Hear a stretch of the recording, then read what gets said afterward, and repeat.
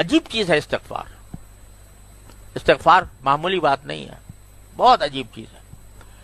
یہ جتنی کوتاہیاں ہوتی ہیں، جتنی غلطیاں ہوتی ہیں، جتنے گناہ ہوتے ہیں، ان سب کا تریاق اللہ تبارک و تعالی نے عطا فرمایا ہے استغفار. لہذا اس کو معمولی چیز نہ سمجھا کرو.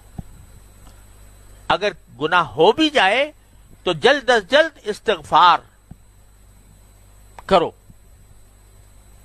اور حضرت امام مالک رحمۃ اللہ علیہ سے منسوب ہے کہ انہوں نے فرمایا کہ اگر کسی آدمی کسی ایسے عمل میں مبتلا ہو جائے جو چھوٹ نہیں رہا اس سے، تب بھی وہ نفعل و نستغفر، کہ وہ کر بھی رہے ہیں لیکن ساتھ ساتھ استغفار بھی کر رہے ہیں. ایک دن اس استغفار کی برکت سے وہ گناہ چھوٹ جائے گا انشاءاللہ. تو یہ ایسی عظیم نعمت ہے جو اللہ تعالیٰ نے عطا فرمائی. شیطان اللہ تعالیٰ نے ایک زہر پیدا کیا انسان کے لیے، تو اس کی رحمت سے یہ بات بعید تھی کہ وہ زہر پیدا کرے اور تریاق پیدا نہ کرے.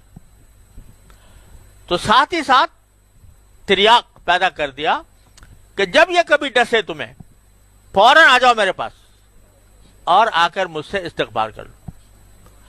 دیکھو حضرت آدم علیہ السلام کے بارے میں قرآن شریف میں ہے کہ ان ملائکہ سے اللہ تعالیٰ نے فرمایا تھا کہ جاعل فی الارض خلیفہ، میں زمین میں اپنا خلیفہ بنانے والا ہوں.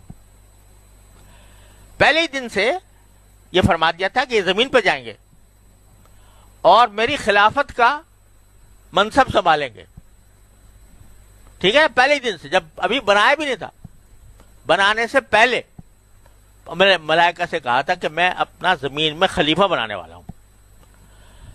بنا دیا، اور بنا کے بھائی جب یہ بنایا تھا زمین پہ بھیجنے کے لیے، زمین میں بھیج دیتے نا اللہ میاں براہ راست، سمجھے نا.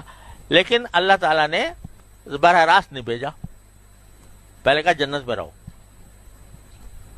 جنت میں رہو، اور جنت میں تمہیں ایک پابندی تمہارے اوپر عائد کرتے ہیں کہ اس درخت کو مت کھانا.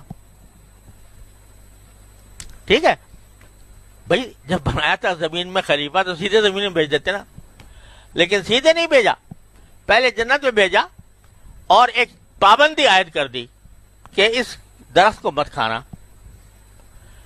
کھا لیا انہوں نے، غلطی ہو گئی، کھا لیا.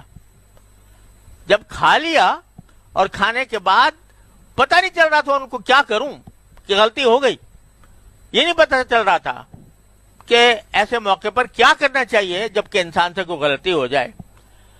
تو وہ بھی اللہ نے سکھا دیا.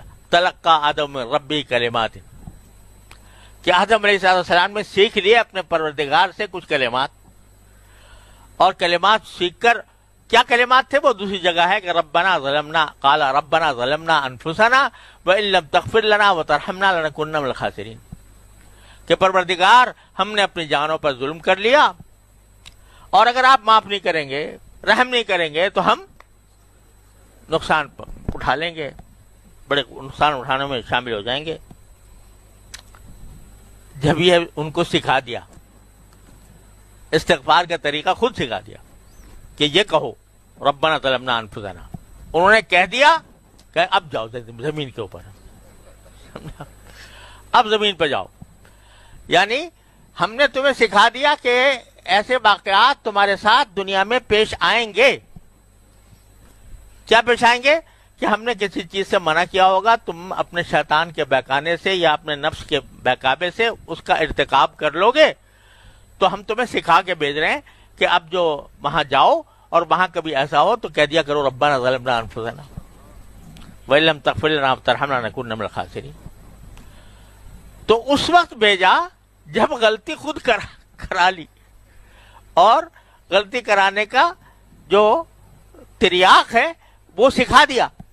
اب اس قابل ہوئے ہو تم کہ زمین پر بھیجا جائے تمہیں، تو اس وقت زمین پہ بھیجا. حالانکہ شروع سے ارادہ ہی تھا وہاں بھیجنے کا، لیکن اتنے دن پہلے وہاں رکھ کے یہ سکھا دیا غلطی ہوگی تم سے، اور غلطی ہونے کے بعد تمہیں کیا کرنا ہے وہ سکھا کر بھیجا اللہ تعالیٰ نے. تو شیطان ہی نے بہکایا تھا نا، ہے نا، اور شیطان بھی اللہ میاں کا پیدا کیا ہوا تھا، اسی نے تو پیدا کیا تھا. تو اس نے یہ زہر پیدا کر دیا تھا اور یہ بتا دیا تھا کہ یہ زہر کبھی کبھی تمہیں ڈسے گا، تو اس کا تریاق لے کے جاؤ، یہاں سے تریاق لے کے جاؤ کہ ربنا ظلمنا انفسنا وان لم تغفر لنا وترحمنا لنکن من الخاسرین. یہ کہہ دیا کرو، ہماری بارگاہ میں آ کر معافی مانگ لیا کرو، تو بس سارا زہر ختم ہو جائے گا. جب تم سچے دل سے میرے پاس آ کر معافی مانگ لو گے، وہ زہر کا تریاق ہو جائے گا اور وہ تمہیں کوئی نقصان نہیں پہنچائے گا. تو یہ استغفار ایسی چیز اللہ تعالیٰ نے عطا فرمائی ہے ہم سب کو کہ جس کی ہم حقیقت پہچان ہی نہیں سکتے، جس کی قدر و قیمت کا ہم اندازہ ہی نہیں کر سکتے.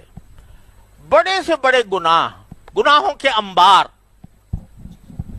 لگے ہوئے ہیں، سال گناہوں کے انبار اکٹھے کیے انسان نے، اور آخر میں ایک وقت کسی وقت سچے دل سے کہہ لیا کہ استغفر اللہ ربی من کل ذنب واتوب الیہ، سب فنا ہو گئے، ساری غلطیاں سارے گناہ فنا ہو گئے، سوائے ان کے جن کی تلافی ممکن تھی.